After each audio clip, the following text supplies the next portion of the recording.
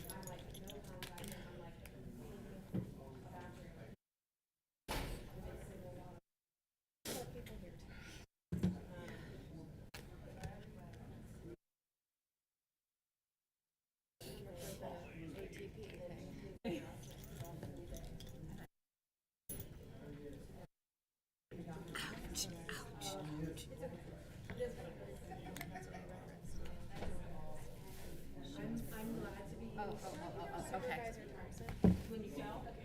Supervisor Thompson. When the discussion for the manager's ordinance comes up, would you like me to turn it over to you? Did you put that on the agenda? No, Excuse me, sorry. we're not all going to, We got it on vacation. So we don't all have concerns? I have my notes on it. We all didn't make notes on it? Well, it wasn't provided to me as like an update or anything from the solicitor, so that's just why I'm asking. Is this something that you wanted us to discuss tonight? Well, Rewriting it? that's what he has. Yeah, he has that on the agenda, yeah. Okay. And did you want to lead that discussion? Or do you want me to invite Well, comment on it? yeah, I do want comment. I definitely want comment. So, Or does Tom have something to say? I should refer to him. oh, I don't, I just don't know anything about this one, that's why I Oh, wanted to make sure. I don't know know. that there were concerns about the ordinance from Rob, right. but We I don't need believe to, that she's here. no, she just walked in. because I have like. Oh, okay. Yeah, Okay. yeah, but,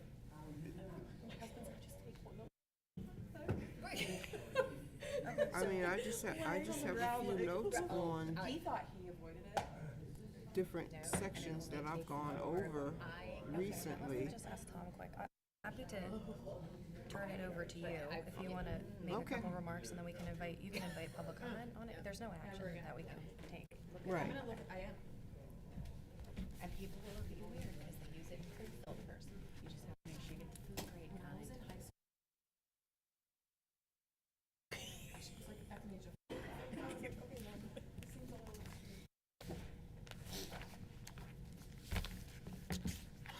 Boy. I've made my kids do it once, and they were like, never again.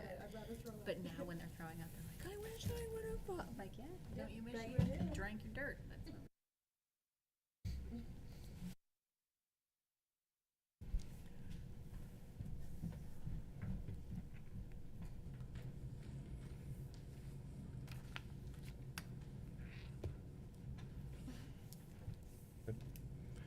Good evening, ladies and gentlemen, and folks watching from home. Welcome to the Tuesday, August 12th Board of Supervisors meeting, Lower Paxton Township.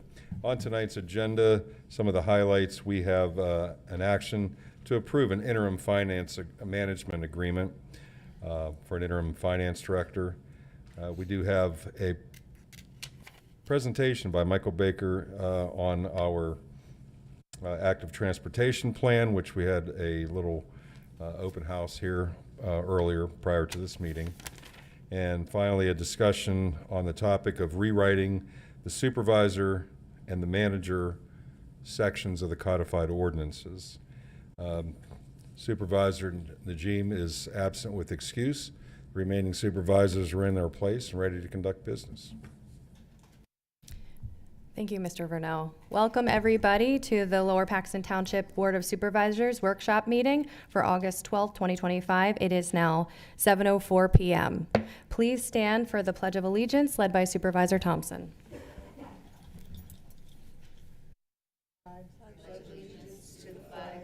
Of the United States of America and to the republic for which it stands, one nation, under God, indivisible, with liberty and justice for all. Welcome, everybody. Before we move on to public comment, I just want to announce that we had an executive session immediately prior to this meeting to discuss personnel issues and the hiring of vacant positions in the township staff. Item number 3, public comment. Is there any public comment? Mr. Kessler, please.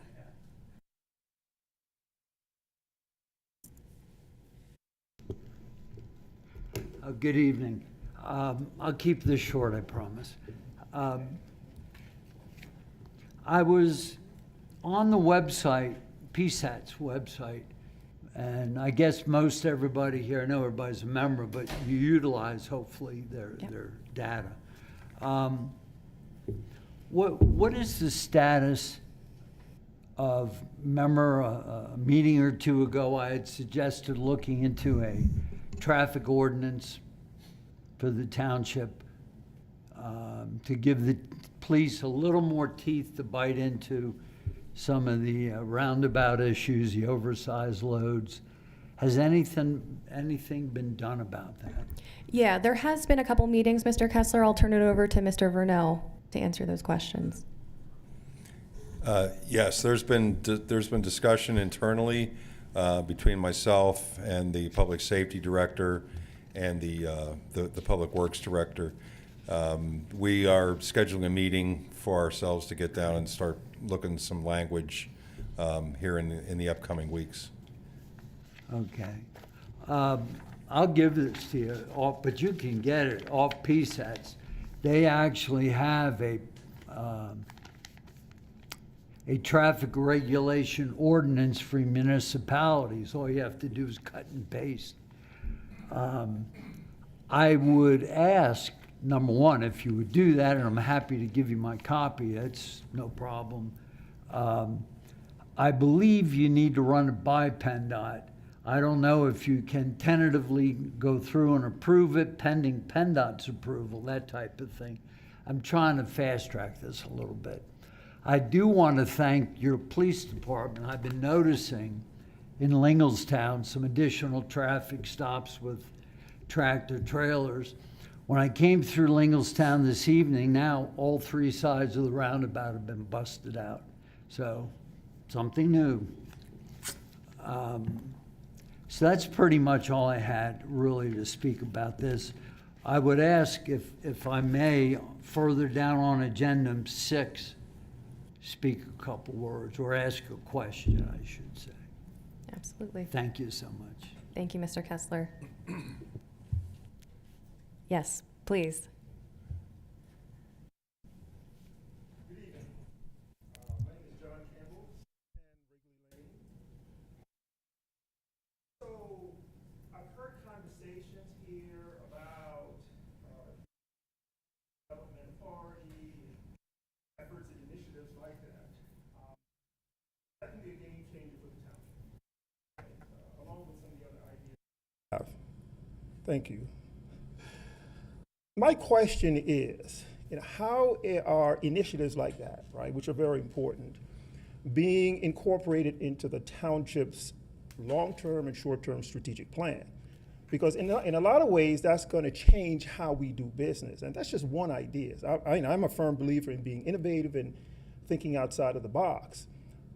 In these days and times where change is everywhere, state level, federal level, it has an impact upon us. Very important that we're able to be proactive with a lot of these and tell the citizens of Lower Paxton Township, like, okay, what we're going to be when we grow up, where we're going to be in 5-10 years. You made a presentation not too long ago.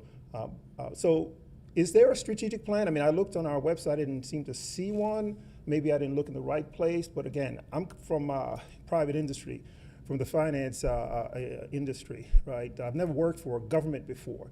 So just want to get your perspective on that strategic plan. Yep. Thank you, Mr. Campbell. I know from a capital perspective, we do have a long-term plan. In terms of a strategic plan with a vision, Mr. Vernell, I'm not sure that we have a comprehensive plan that you can speak on. Well, a comprehensive plan and a strategic plan would be different documents. Comp plan would be specifically involving building and growth and development of the township, whereas a strategic plan would encompass many more things, Correct. including growth of staff, buildings and things like that. In fact, this just came up this morning. That you brought it up, is we were talking about economic development in the future, and I asked the question, how old is our comp plan? When should we be doing that? Because if we move forward with an economic development program, one of the first things we probably want to look at is updating the comp plan so that the economic development staff knows what their target is. What goal are we shooting at? Strategic plan is equally as important. I can't really speak to that because I don't know when the last time a strategic plan was done here at Lower Paxton. I haven't gotten into that yet. Okay. Or how often one might need to be done. No, I appreciate it, but again, as a citizen of Lower Paxton Township, very important for me to get an idea of where the township is going, right? 5, 10 Absolutely. years. You can have the different departments have their own plan. However, it all comes together, right? We approve the budgets here, and the budgets come together. So for me, again, working private industry my whole career, very important for that to happen so that we're proactive, so that all the citizens can figure out, again, where we're going. So that when business owners are thinking about, right, whether or not they're going to open up a business in Lower Paxton Township, we have the roadmap and they can get a good view of where we're going. So I would highly recommend that we do that and get that going. So that we can be open for business in Lower Paxton Township. Thank you. Absolutely. Thank you, Mr. Campbell. Mr. McCormick, did you? Mr. Campbell, I just want to add, we've gone through a rather unusual 6-month period of time. Supervisors internally, informally, not meeting somewhere specific, but we've had conversations about needing that strategic plan you talked about. We just changed our township manager. It's, I think, best for us to include a township manager in our conversations so that the complete understanding, the foundation of the strategic plan will be understood by top management. So it's something we've been talking about, but we haven't actually gone through that process. We will be going through a process like that, which will be a strategic plan. And obviously, we have budget hearings coming up soon as well, which will try to meld and get some additional information so that strategic plan will take into consideration all the different factors of all the different departments. So you're absolutely right. There have been some informal conversations, but no actual strategic plan has been developed yet, but that is coming. So no, I look forward to seeing a plan and seeing it being developed and having all these great ideas be included in that, right? Again, as a citizen of Lower Paxton Township, that's very, very important to me. Absolutely. And that's why I think we need to focus on economic development. It's no secret we do not have an economic development director here anymore. Having an authority in place that can bring people on a board that have capability and experience in economic development that can help provide insight on that strategic direction, I think would be invaluable to this township. Like you said, we need to make sure that businesses and developers know that we are open for business and that we can assist them through financings, with workforce training, with grant programs. So it has to be a top priority. And Okay, thank well, you for raising it. Look forward to seeing the plan. Thank you. Other public comment, please. Yes. And good evening, everyone on the board. And Chair Kurtz, may I give you some photographs? Absolutely. All right. Permission to approach the bench. All right. Thank you.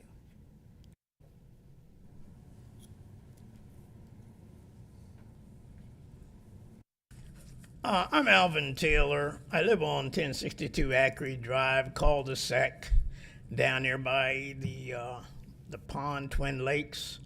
I guess the larger one is right behind my home.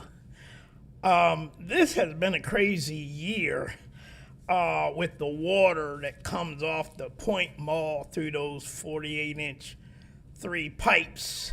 It elevates the pond and it comes down the road, and when the grate is filled up with debris, it runs over the yard and it adds to all of the water going down to that pond. I've been coming here since April and talking about this issue of the erosion problems. I didn't know how bad it was until this year. When I came here 2 years ago to do the addition on my house, we didn't get a variance, but they just said, well, you know, you're going to be in close proximity to the pipe on the right-of-way at 15-foot offset up at by the road. They required, but it was less than 9 when I measured it before I started the project. And down there where it comes out of the pipe, it's actually 19 feet there. The problem has been with the excessive rain we had last fall and this spring. The water has been coming down Acre Drive at such a horrendous pace, it has been eroding the banks where the water exits out of the pipe. And when they came down and they put the camera down the sewer and down the pipe, there was like I said, a live raccoon down there. They had to dig it out and stuff like that. So it was alive, so it was something that just happened that the raccoon couldn't get out. So they dug all of that out, and then what I did, I proceeded to open up the edge of the pipe, the end of the pipe. That end of the pipe is where the problem lies for the erosion. There should be another 20 feet added on to the end of that pipe. And as the Water Commission said, to put riprap over it and things like that, that will alleviate the problem. And it's a simple problem. But I just keep running back and forth here, the meeting, the engineers, the Water Committee, the Board of Supervisors, and I'm trying to problem solve like I normally do for everybody else. I want to know what, first of all, the email address. I didn't get that from the last meeting. I didn't get that yet, where I can send my video, because it seemed like they want a video and I got it, but I don't know who to send it to. But I got a response from the last meeting from the engineer. And the thing the engineer kept saying to me was this: when you were doing your addition, you said you take responsibility for the pipe, that it wouldn't be damaged, and it wasn't. The project has been done since 2022. It passed the inspection for Lower Paxton Township and everything. But here, 2024 and 25, that excessive rain has blew not only the end of the pipe out, but it caused the bank to collapse in and close the pipe off. Between the debris up at the gate at the Ackery Drive part where it runs down in, and the closing of the pipe and the raccoon in there, we have an ongoing problem there, and it's just the erosion collapsing everything. My question, after I get my email address, and my response to the engineer, is simply this: my project is finished. I asked for a variance on the offset, the right-of-way of the pipe to put the project in. The project's in. But the engineer keeps holding me to that letter. You're responsible for the pipe. And that's okay. But my problem is, it's your pipe, and it's the erosion from your pipe. I can maintain it as I have the last 2 years, but this excessive water coming down the road and the blocked up drain, I can't handle that. And so I'm stuck between the codes enforcement and the letter I signed when I started the project, and we're not responsible. And so I have to fix this problem, because my driveway from that project is starting to collapse in. And that's going to be a major problem, where now we only have a few $100,000 problem, a couple $100, $1,000. Well, now, if it collapses in, we're going to have a $20,000 problem. So I'm trying to alleviate this. How can we do this? Is what I'm trying to find out. Are we going to enforce the code, or are we going to help a citizen got a problem here before it becomes a massive problem that will cause the collapse of that driveway area that I just put up? This is away from the driveway area. It's, like I said, from the building itself is about 19 feet. And so this is just that pipe. And I don't know why the engineer keeps throwing up the letter that I wrote for the project, and it's been finished. And so I want to know where we go from here. You know, if you want me to do the project, you know, are you going to hold me to a code like you're doing this letter? I mean, I went to Votech. We do all of this stuff. We are builders. But I'm caught between the engineer, the code enforcement, and the problem with the erosion is getting worse every time it rains. If you see on the picture, no rain, it's dry as a bone. When it rains, it's like Niagara Falls. So that's where we are. So if you could help me, I would appreciate it. I would hope to get it done before winter sets in. Thank you, Mr. Taylor. I recall you being here at one of our prior meetings discussing this with you. The email address is no problem. We will get that to you. You can just Google our website as well and email any or all of us. All right. I was aware that the engineer had reached out to you, but I was not aware of the correspondence or the result of that. Mr. Verno, I don't know if you have any other insight on this. I would like the chance to talk to our stormwater engineer and Okay. also our public works director and find out what they know about the problem, and is the pipe truly the townships, and there's a lot of things we need to find out before we Yeah. can Right. move forward. I was at the authority meeting on May 27th, and he came out to the house that Friday after the meeting, and he said, well, you can put some riprap down there and keep it from washing out. But that water comes out so strong, it just blows around. If you put something there like riprap, it's just going to blow around it and erode some more of the dirt out around. If you put an extension of 20-foot pipe on there, it'll drop it right off into the water that's already running through for Spring Creek is where it goes eventually. But that's where I am with that, with the engineer, because they have been out. They ran the test. They put the camera down the pipe. They did everything. They opened up, got the raccoon out. Everything's fine. They cleaned off the grate. But if you go out there now, it don't look like they were even out there. It's just so much debris come down there. Mm-hmm. I'd appreciate what you could do. Thank you, Mr. Taylor. Thank you. Any other questions for Mr. Taylor? Okay. Thank you. I'm sorry, Mr. Taylor, the first, I've got 616 Nice Road. The other two pictures aren't labeled. Oh, they're 1062 Ackery Drive behind my home. This is 1062 Yes. Ackery? Yes. Yes. They were in the previous pack from April. There was about 10 of them. I just thought I would bring it down. But that's why I want to send the video in, because you can really see what it looks like when it's actually happening. And this is 1062 Ackery? Yes, that's when there's no rain. It's just as dry as a bone back there. But when it rains, you catch it. All right, thank you. Thank you. Robin Lindsay, 6244 Overview Lane. Going back to the comprehensive plan, I just want to let the public know that a comprehensive plan is done every 10 years, and Lower Paxton did update their comprehensive plan. I don't have the exact date, but it was around 2018, 2019. So just wanted to let you know that the comprehensive plan has been updated. Thank you, Mrs. Lindsay. Yes, Mr. Miller.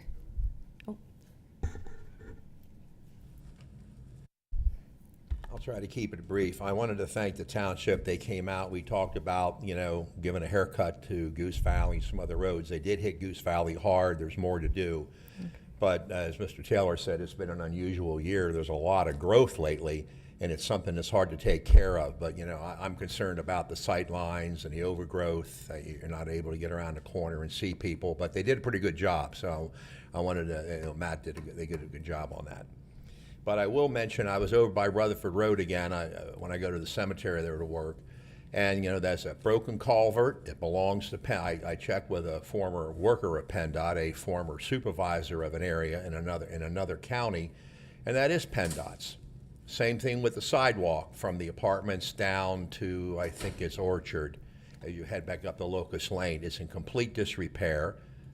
I thought it'd be fixed by now or cleaned up. The kids are going to start walking to school.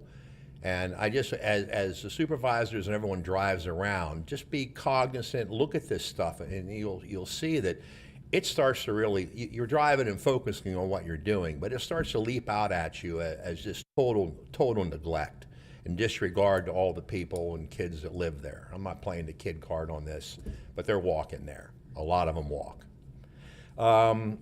So the other item here was, on these fire hydrants, I went out and I had to weed whack some more. It may take some spray. I guess Viola hasn't gotten the message that they are to maintain these.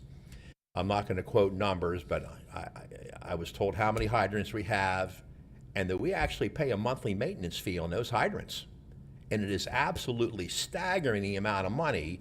So I would think that some pressure should be brought to bear on Viola to get out there, clean up around the hydrants that aren't cleaned up so they can see, like the one on was at Winthrop, they couldn't find it during the fire, for goodness sakes.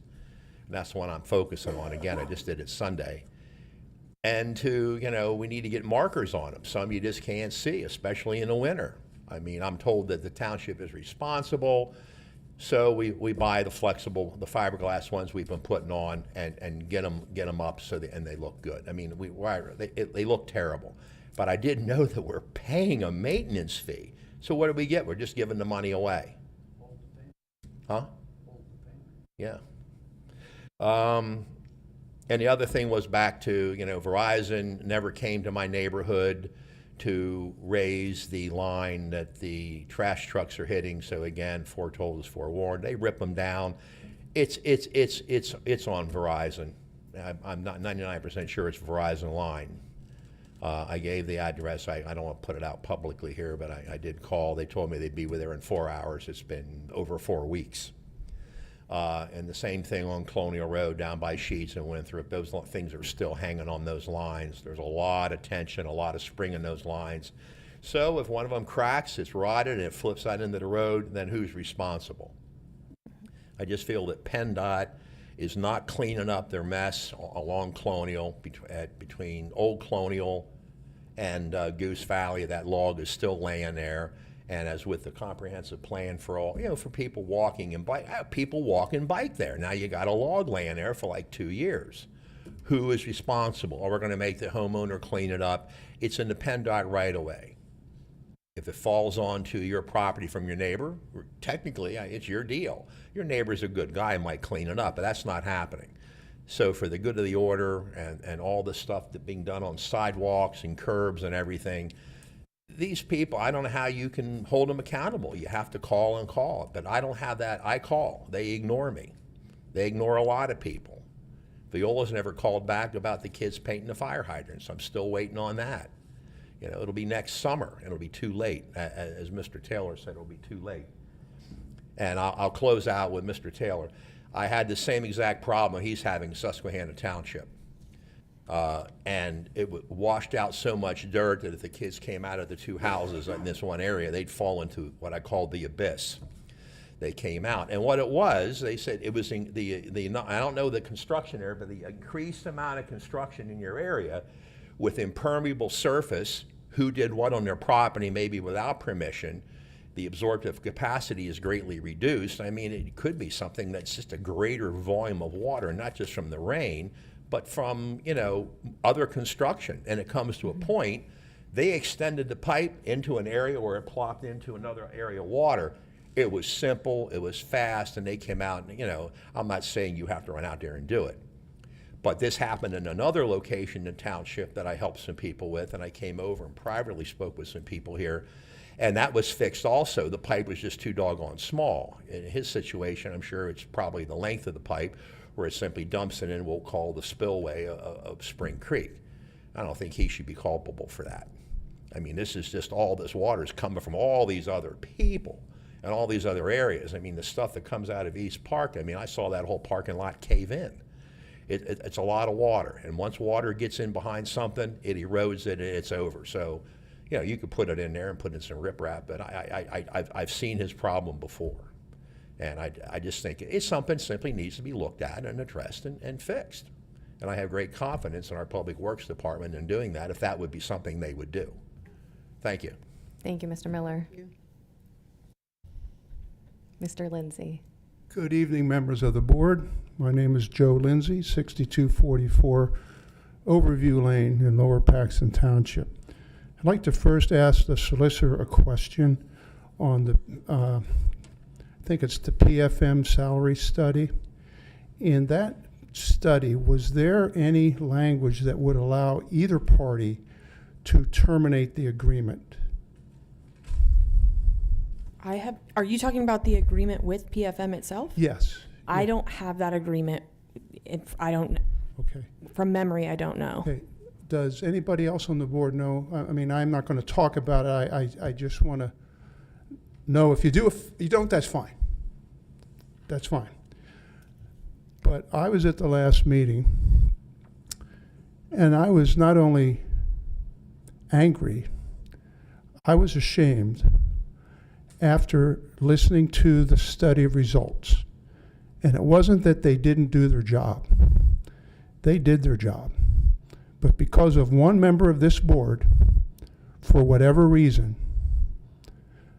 the people of Lower Paxton Township paid $37,000 of unbudgeted money for a study, an additional study, after there was a study done last year for $50,000 that did everything, And that board, as we all know, passed a budget funding that entire project. And this study that we just got finished with was for salaries.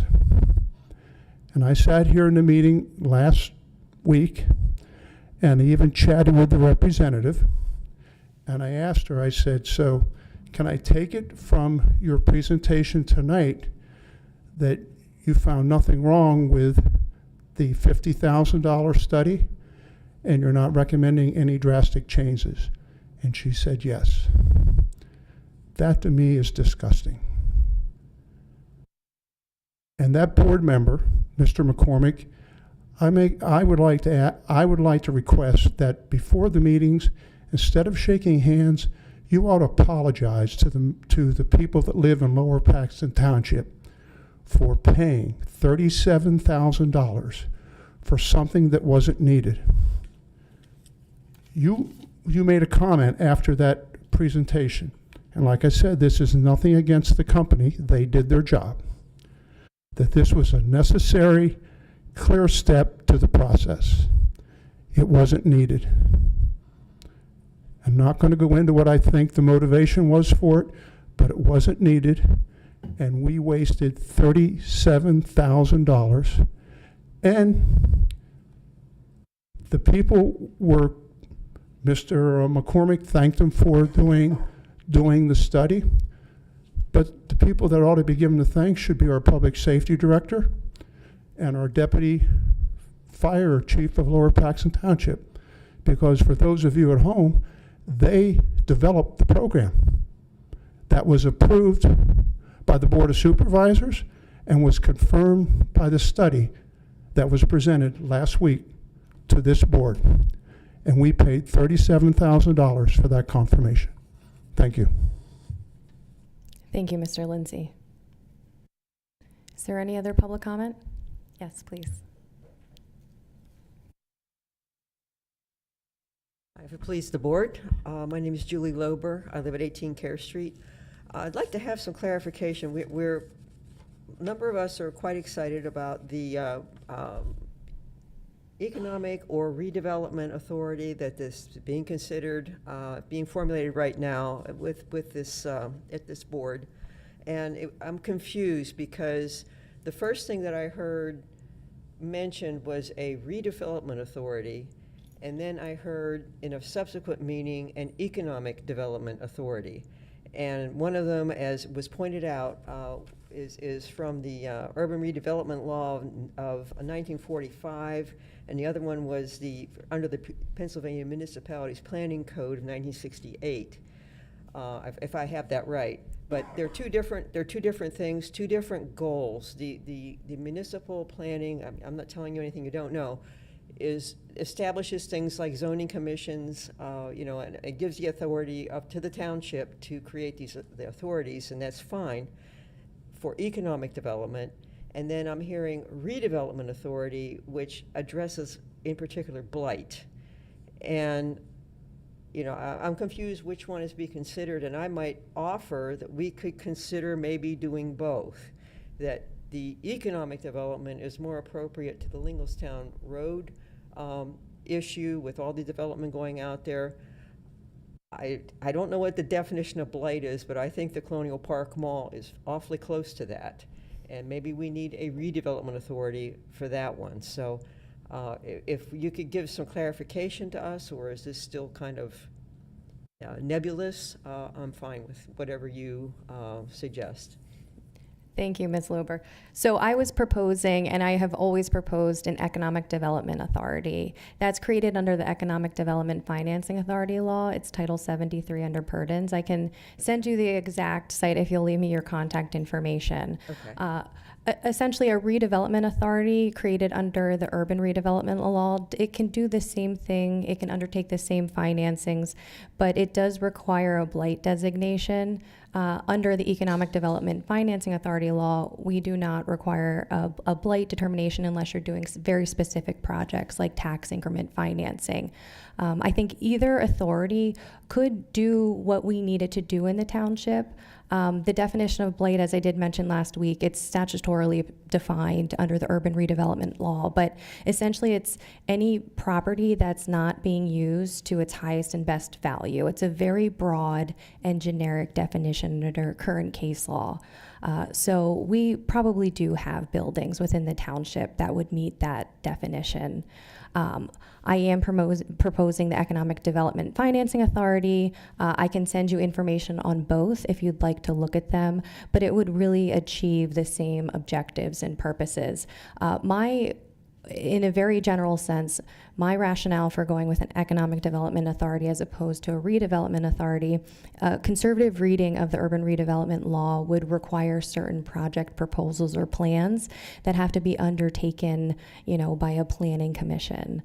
So to give the authority and the township flexibility, and the township would have to approve before the authority could move forward on any type of project, I thought that the Economic Development Financing law was more streamlined. But instead of taking up a lot of time during this meeting, I'll send you information, but this is exactly what we need to hear. We do need to focus on economic development. It really doesn't matter what that looks like, but it's an initiative that I think the township needs to pursue going forward. So thank you for your input. Thank you, Madam Chair. Yes. Any other public comment? Okay. Thank you, everybody. We do appreciate your input. Moving forward, is there any chair and board member comments? I do have a comment. So a couple meetings ago, I mentioned my concern with the Tucker Hall legal invoice that I came across in terms of reviewing the check registers. And I've had a couple of emails back and forth with the interim township manager on that. One of the conclusions has been, because it wasn't made clear by the township manager at the time that the residents had an opportunity to ask legal questions, to ask the questions of the Tucker Hall attorney sitting in the audience. We weren't aware of that. I've gone over the minutes. So the interim manager has indicated to me that the questions can be asked. Send them to me in writing via email, and I will forward them to the interim township manager so that the questions that were going on around the appointment of Laura Kurtz can be addressed. We can get those questions answered finally. It's of a particular concern to me because I'm looking over the weekend at the agenda packet, which also included the zoning board minutes from June 25th. And we need to get the issue of how we vote when we are a board of 5 and we're sitting as 3. It has to be addressed. Has to. It's not moot. So there are a number of people who asked questions previously, I recall, but I want to make sure that I open this up to the public. There were a number of people here previously going through that process. I'm giving you the opportunity to send your questions in so we can get the issue addressed and hopefully finally settled.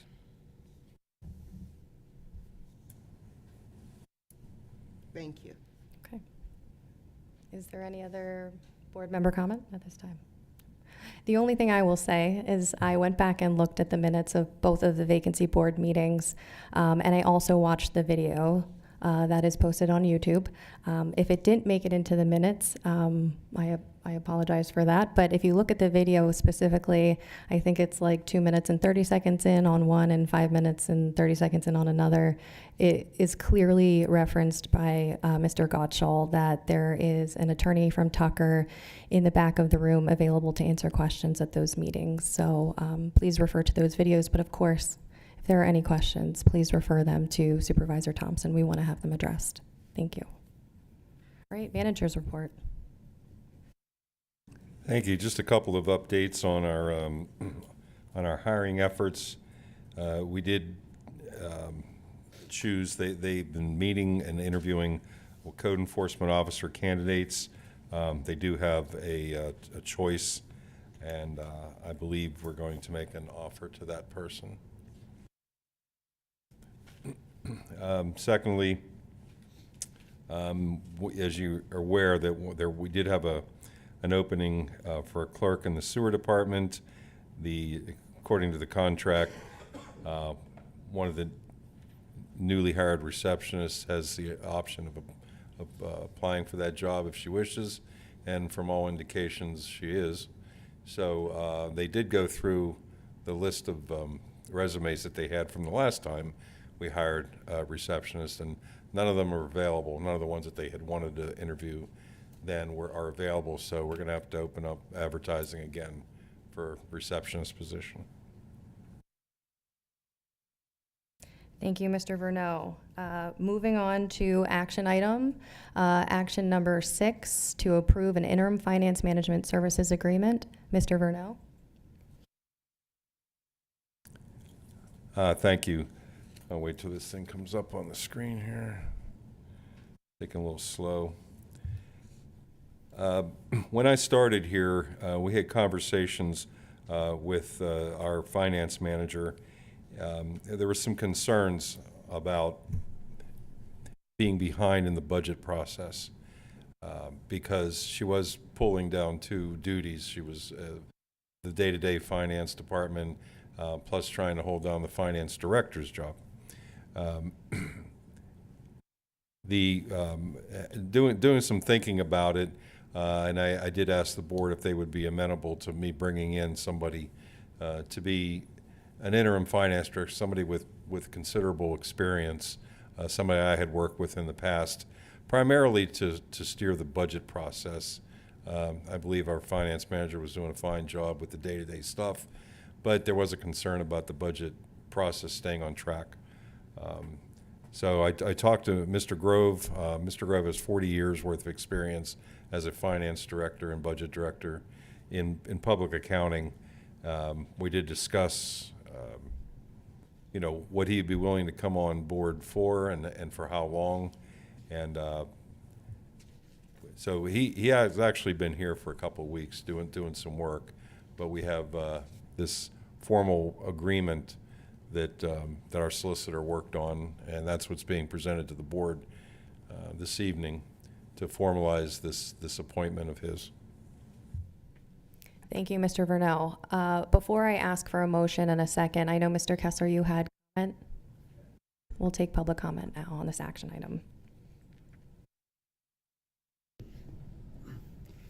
I want to commend the manager for stepping forward, and we definitely need the interim finance director on board. His price is right, his experience is right, and I think you can never cut corners on the financing department within this township. You'll save a nickel and waste $10. I do have a question, however, on the interim finance director agreement. Now, I absolutely agree on bringing the person forward. My question is, are they an employee or are they an independent contractor?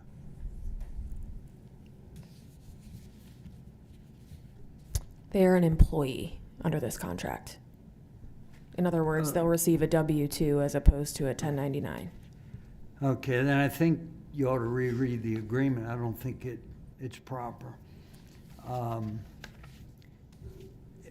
I would only suggest under 5 tax liabilities, if they're an employee, you said they'll receive a W-2, right, not a 99? So you're going to take taxes out. Correct.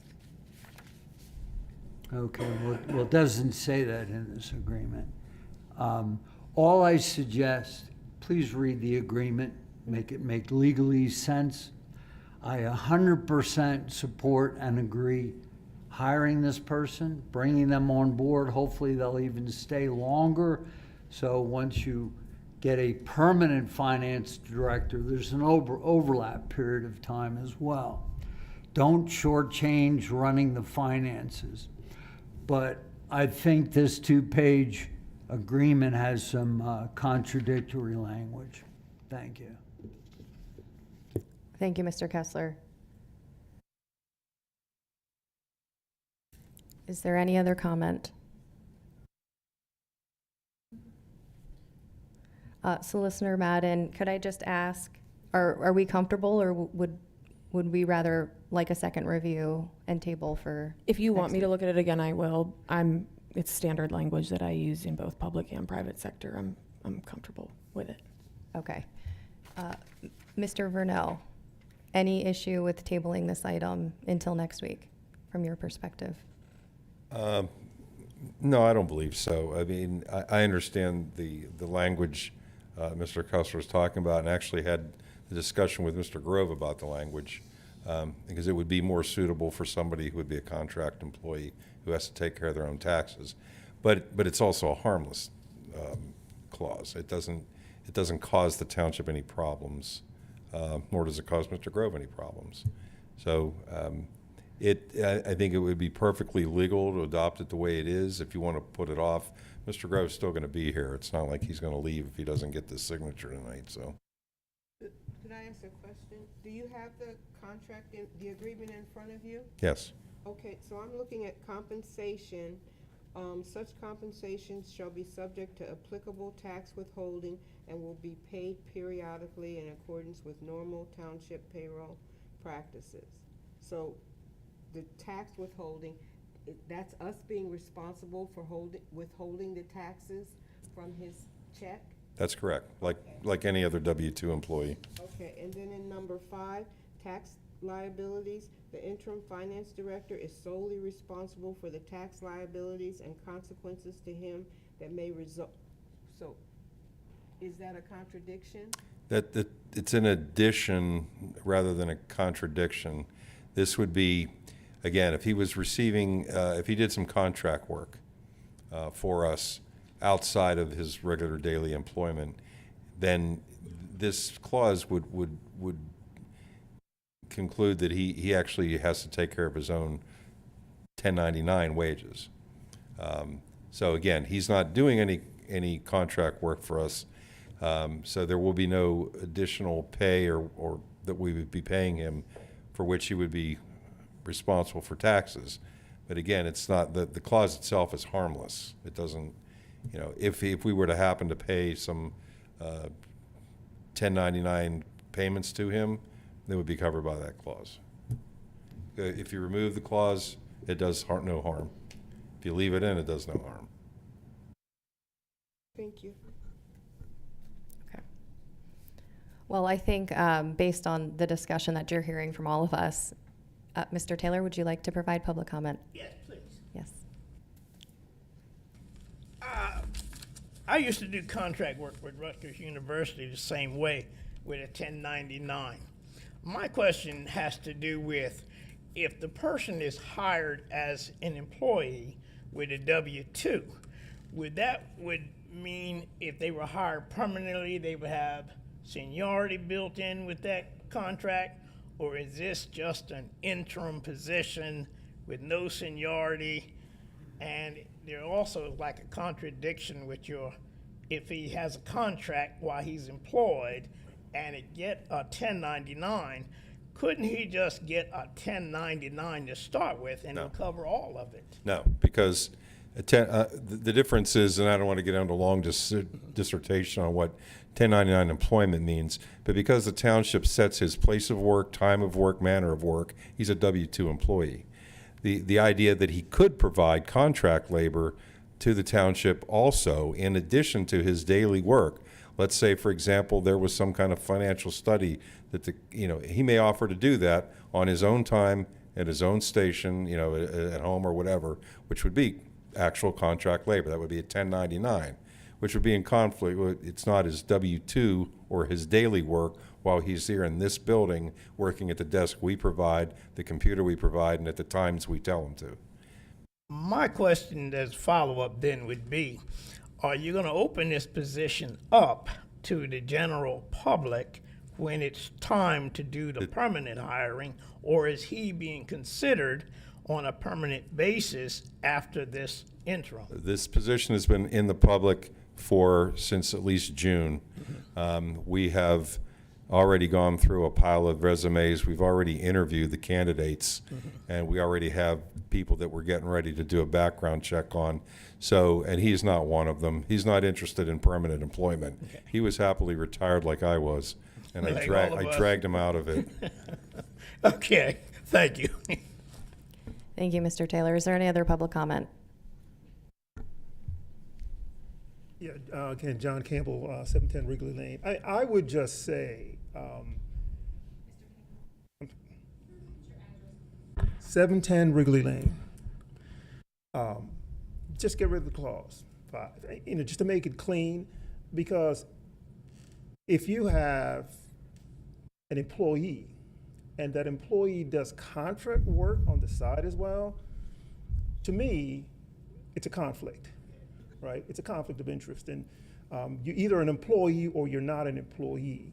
To hire, again, I'm just thinking about my experience in the financial services industry, that would never happen. We would never hire somebody, one of our employees, to do contract work on the side. So, I would suggest, to make it clean, just get rid of that, number 5, and to make this person wholly an employee working for us, with no other conflicts.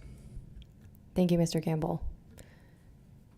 Any other board discussion on this item?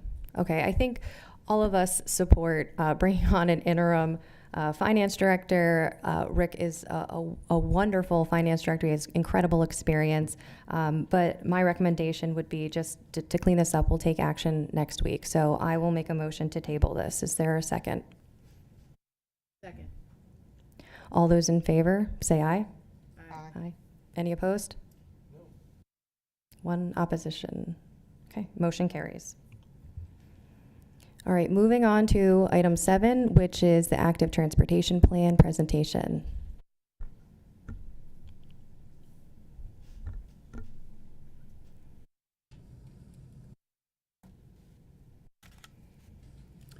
Okay, good evening. My name is Brian Funkhauser. I'm a project manager with Michael Baker International, and we were hired by the township several months ago to help facilitate the creation of an active transportation plan for Lower Paxton. I'm looking at tonight's agenda item as more of a briefing as opposed to a presentation. Want to give the board members an overview of the work that township staff and the planning team have been involved in over the past several months, over this past spring and summer. And we will be coming back before the board here later this year with a final draft plan for your consideration.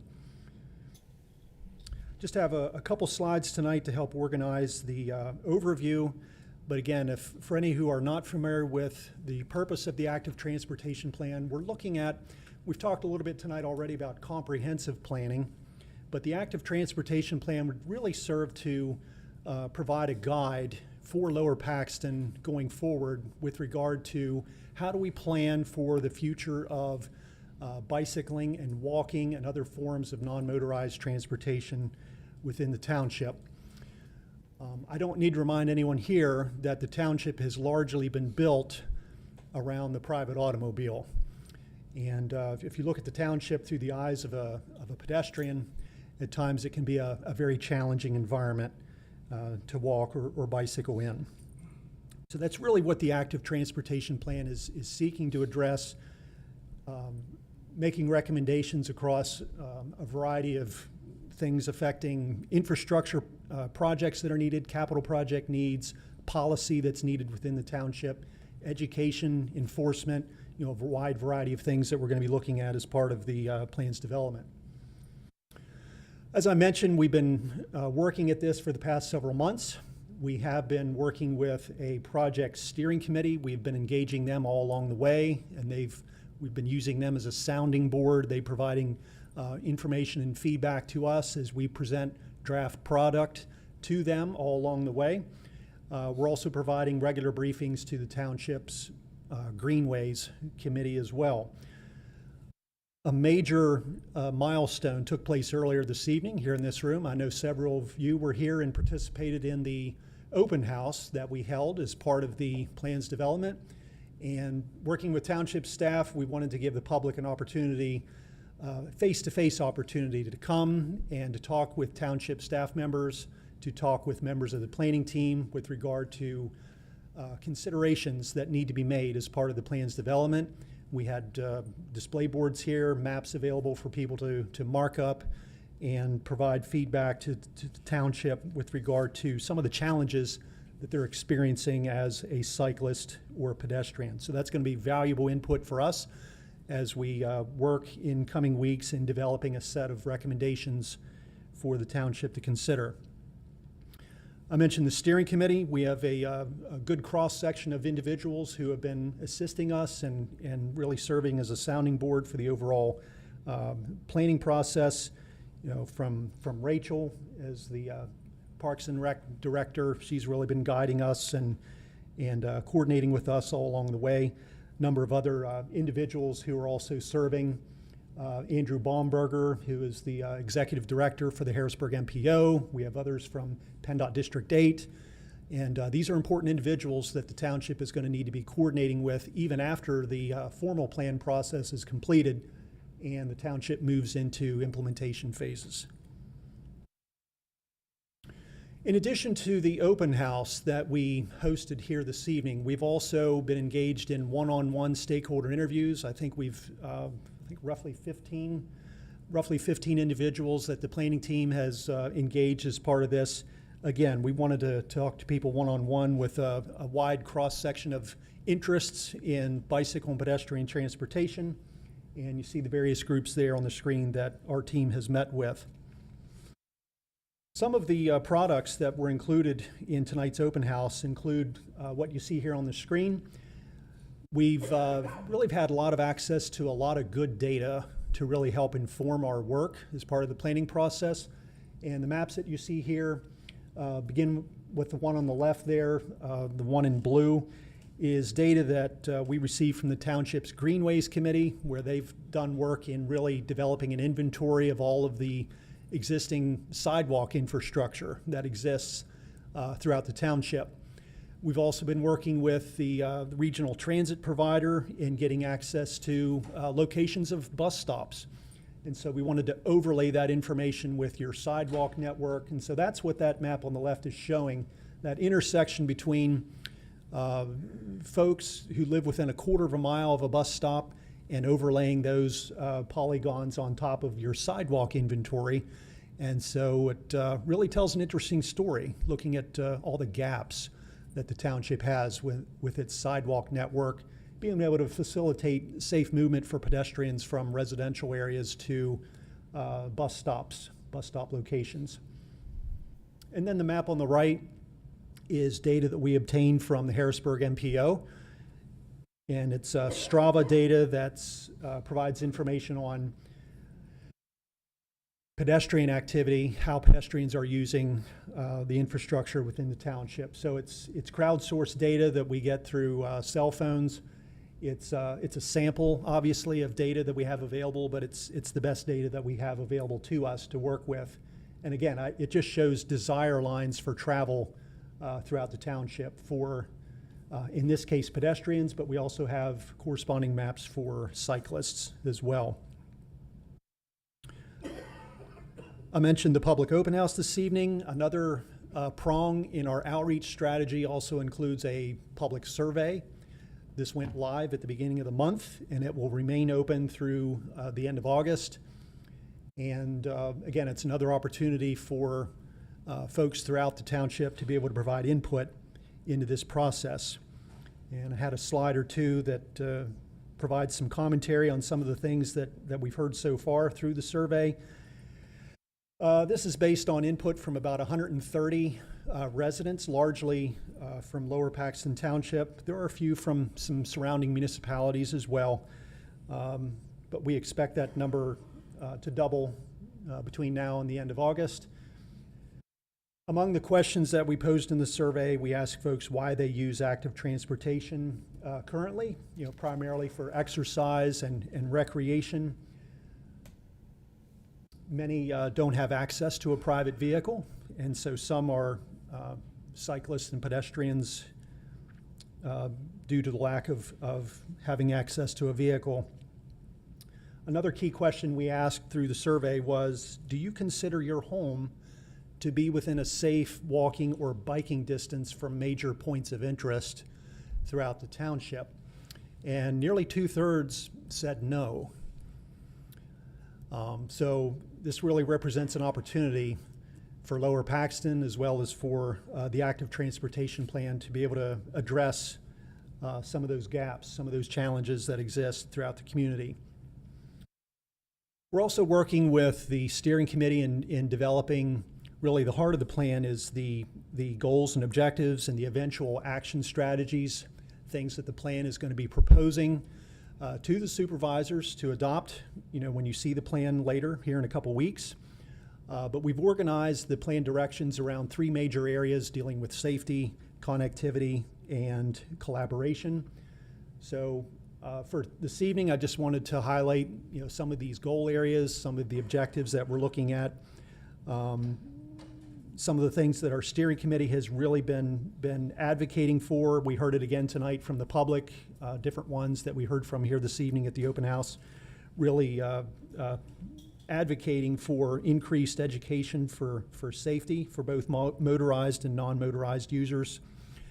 Ultimately, through the plan, we want to reduce the number of fatalities and serious injuries related to cyclists and pedestrians.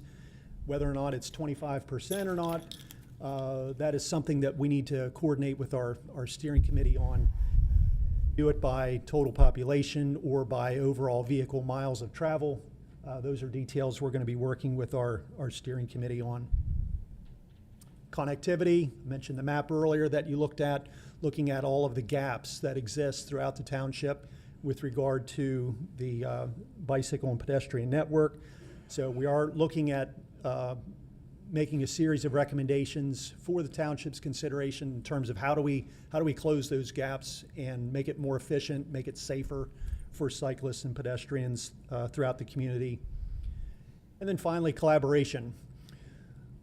This is something that Lower Paxton Township is not going to be able to implement on its own. It's going to require collaboration with other partners. I mentioned PennDOT earlier, maybe even surrounding municipalities, Department of Community and Economic Development, and others that the township is going to be needing to collaborate with.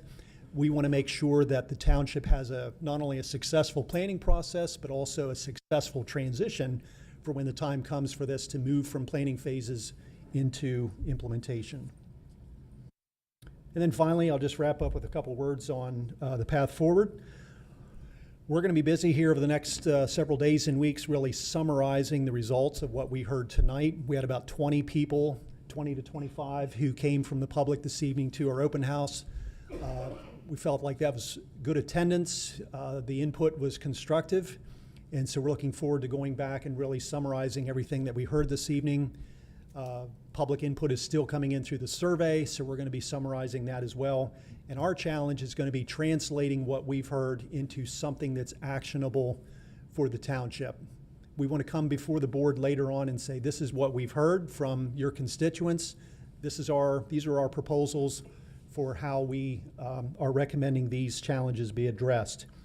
So we will be busy working on a set of action strategies, working with township staff, the steering committee to get those honed and finalized and ready for your consideration here later this year. So we will be coming before you again with a draft final plan, much more in the way of details with regard to action strategies for the township's consideration. So I will leave it there unless anyone has any questions. Thank you. Supervisor ma'am. Thompson. So I was in here earlier for the open house, and I noticed that it looked like did you have the survey live on the screen? We had a QR code for anyone who may be in attendance this evening who hasn't taken advantage of the opportunity to take the survey. We wanted to give them a QR code so they could have direct access to the survey. But okay, so right now, that survey that I saw up on the screen when I was in here earlier, that's still live? Is that what you're saying? The numbers you saw tonight this is a work in progress, but we wanted to show people, here's what we're seeing so far. Okay, all right, Yep. thank you. Yep. So this is something that we would be folding into our comprehensive and strategic plan as we go forward? Absolutely. Yeah, this could be adopted as an element of your overall yes.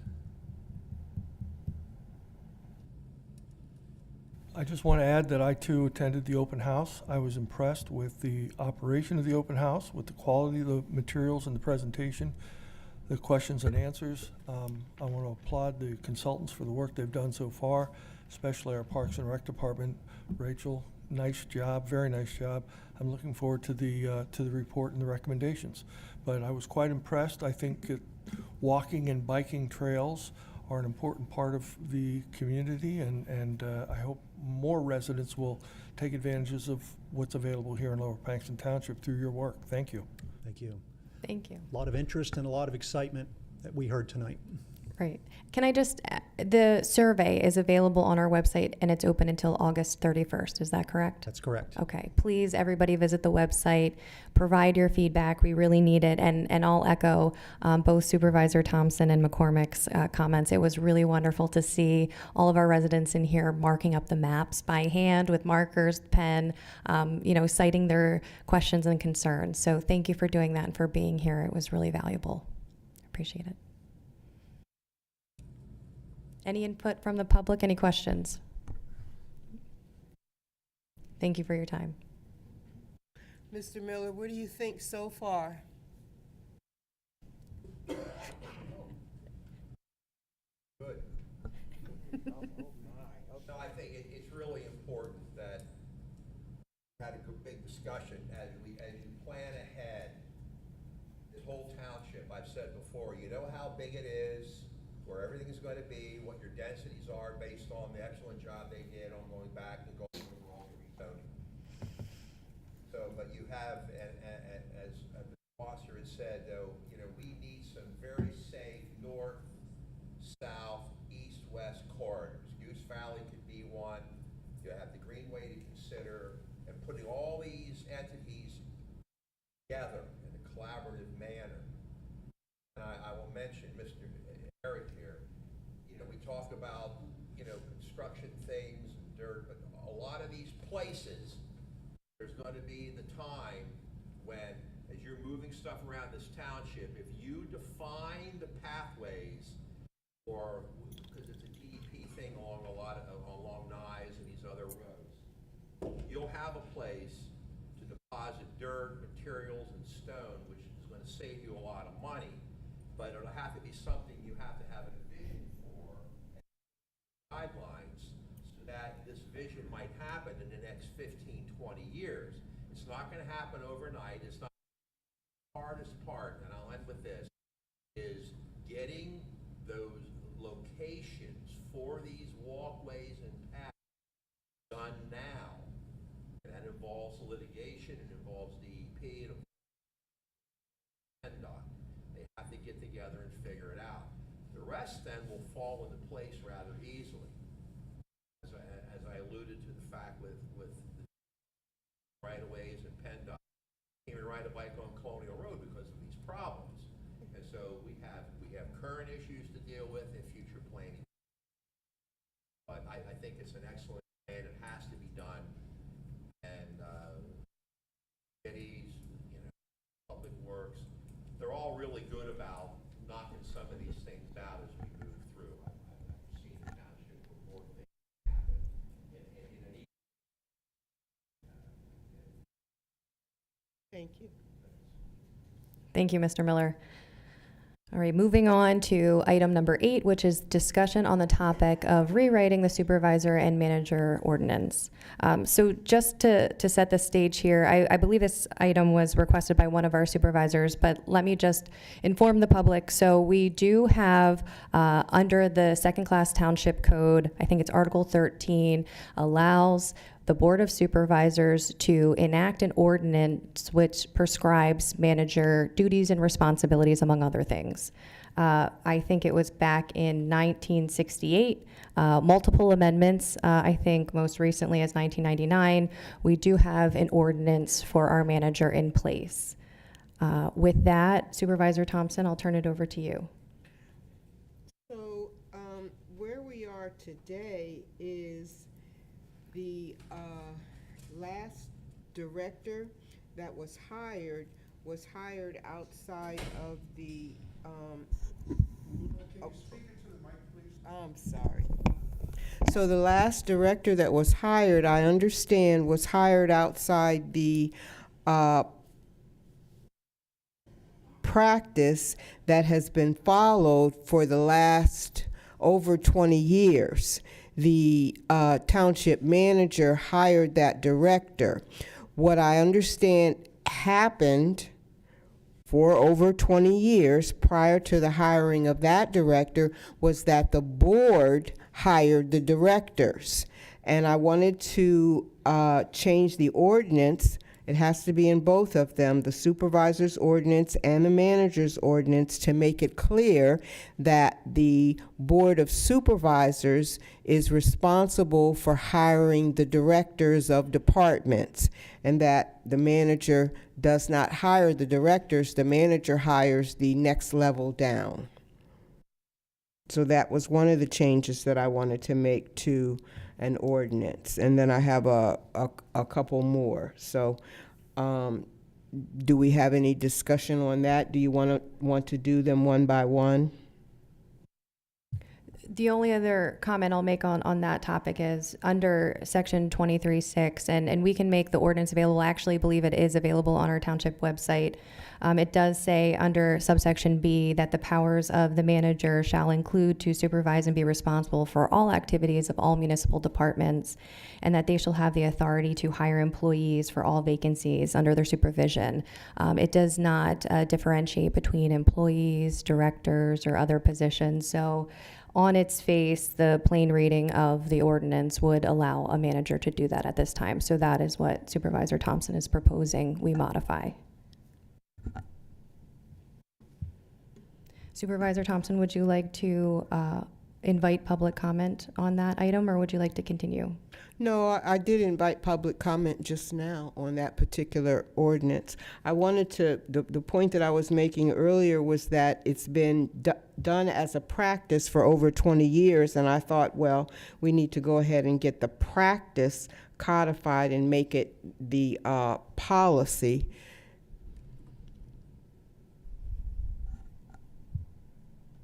Joe Lindsay, 6244 Overview Lane.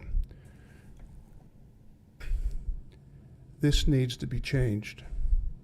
In my opinion, the biggest problem we've had in the past 7 years was a manager that did everything that he could do, even without the board's knowledge or approval. And there's no reason for that. The manager works for the Board of Supervisors, but we had a climate for the last couple of years where it was the tail wagging the dog in this township. And I don't have to tell anybody where it got us. And now we hire an interim manager who's trying to clean up the mess. And it is a mess. So I, as a citizen, would strongly recommend the language be changed that says that the Board of Supervisors approves the hiring of all directors and let the manager hire other employees. I think that's only proper. Your directors are your higher level supervisors, and they should come before the Board of Supervisors because they're going to be your leaders underneath you. And you need to have a resume in front of you, and you need to have a face in front of you, and you need to have the opportunity to decide who's going to be placed in those positions. Thank you very much. Thank you, Mr. Lindsay. Does anybody else want to make comment on that point? Great, thank you. Supervisor Thompson?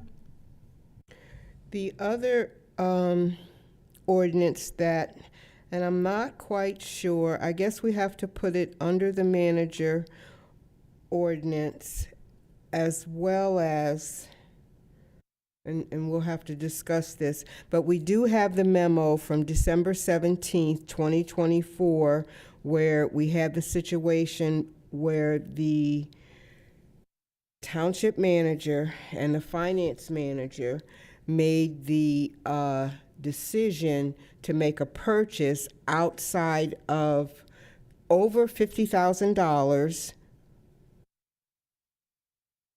outside of the budget, and they did not get board approval. So we need to get some language in there that restricts that being done.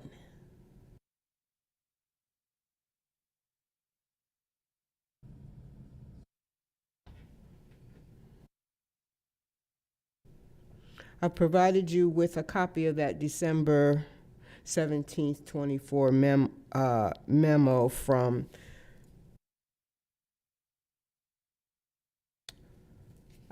I can't remember if that was from the township solicitor.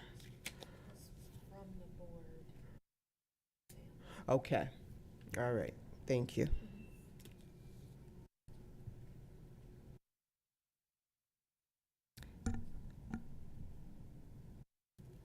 Thank you, Supervisor Thompson. Are there any other issues you'd like to address? The last one, this is going to be new, and I guess I don't quite know where to put this, but it may also relate to the 50K.